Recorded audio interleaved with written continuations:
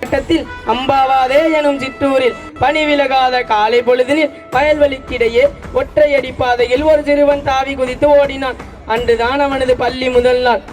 அவனுக்கு மகிழ்ச்சி வெள்ளம். பள்ளி சேர்ந்த அடுத்த நொடி அந்த சிறுவனின் மகிழ்ச்சி வகுப்பறையை விட்டு வெளியேறியது. ஏனெனில் அந்த சிறுவனின் வருகையை யாரும் விரும்பவில்லை. தன்னை போன்ற மாணவர்களோடு சரிசமமாக உட்கார அவனுக்கு அனுமதி மறுக்கப்பட்டது. புத்தக பையுடன் அமர்வதற்கு முன் ஒரு கோணி பையையும் கொண்டு வா என ஆணையிட்டது பள்ளி நிர்வாகம். சேற்றிலே முளைத்த செந்தாமரை 50 ஆண்டுகளுக்கு பின்பு அதே சிறுவன் 1947ஆம் ஆண்டு மிடுக்கான உடையணிந்து பெரிய மாமனிதராக வந்து நின்றார். அவர்தான் அண்ணல் அம்பேத்கர். ஆம், அவர்தான் அண்ணல் அம்பேத்கர். அவர் கைகளில் இந்தியாவை உருவாக்கும் இந்திய அரசியலமைப்பு சட்டம் இருந்தது. இவர் மறுமலர்ச்சியின் முன்னோடி, சமத்துவ காவலன், உலக சாதனையாளர்கள் வரிசையில் முன்னிப்பவர், அரசியல் மேதை, தேசிய தலைவராகவும் திகழ்ந்தவர். பல்வேறு மத, இன, மொழி ஆகிய சமூக பழக்க வழக்கங்களால் வேறுபட்ட இத்திருநாட்டை இந்திய அரசியலமைப்பு சட்டம் மூலம் ஒருங்கிணைத்தார். தொட்டதெல்லாம் தூவும் மலர்கேணி மாந்தருக்கு கட்டணை தூரும் அறிவு, இதற்கு நிகராக செயல்பட்டவர் தான் அண்ணல் அம்பேத்கர். 24 மணி நேரத்தில் 18 மணி நேரம் தம் படிப்பிற்காகவே செலவழித்தார். நூலகம் திறக்கும் போது முதல் ஆளாகவும் மாலையில் கடைசி ஆளாகவும் வெளியேறுவார். கேடீர் விழிச்செல்வம் கல்வி அறியாமைத்தான் இதற்கெல்லாம் மூளை காரணம் என்பதை அம்பேத்கர் நன்கு உணர்ந்தார். ஒவ்வொரு மனிதனும் தம்முடைய நிலைமையை அடைய கல்வி, உழைப்பு, செல்வம் ஆகிய மூன்றும் தேவைப்படுகிறது. உழைப்பும் செல்வமும் இல்லாத கல்வி கலர்நிடம், கல்வியும் உழைப்பும் இல்லாத செல்வம் மிருகத்தனம். கற்பித்தல் உகந்ததாக இருக்க வேண்டும். விடுப்பு வெறுப்புடன் மாணவர்கள் படித்திட வேண்டும். மாணவர்களோடு பல தகவல்களை திணித்தல் கூடாது.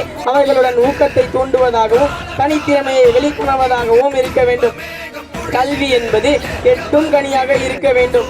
கல்வி எப்படி ஒரு மனிதனை வடிவமைக்க முடியும், தாழ்த்தப்பட்டோரின் தலைவிதியை யாரால் மாற்ற இயலும் என்பதற்கு அம்பேத்கரின் வாழ்க்கை சிறந்த எடுத்துக்காட்டு. சமூக அடிமைத்தனத்தை வேறொருக்க ஒரு கல்வி. அந்த கல்விதான் தாழ்த்தப்பட்டவர்களை சமூக மரியாதையையும் அரசியல் சுதந்திரத்தையும் பொருளாதார வளர்ச்சியையும் பெற்றுத் தருவது. கல்வி என்பது அம்பேத்கரின் நம்பிக்கை.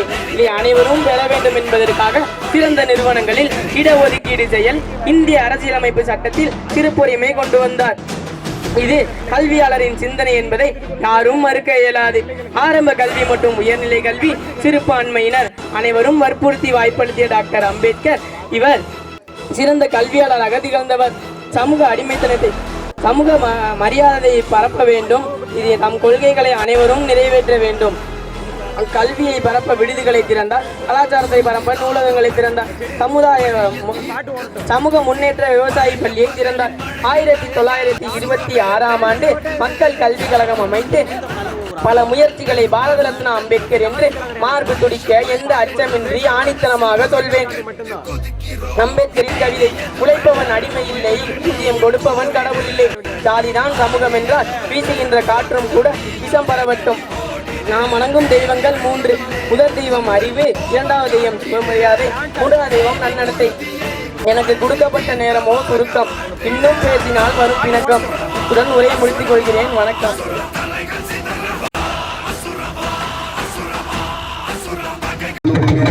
பள்ளிக்கூடம் படிக்க வந்தாய் பவுசாக கூட இருந்தாய். பள்ளிக்கூடம் படிக்க வந்தாய் பவுசாக கூட இருந்தாய். பட்டம் பெறாமலே ஞான தங்கமே பாதையில பறந்துட்டு ரத்தினமே கண்ணம்மா.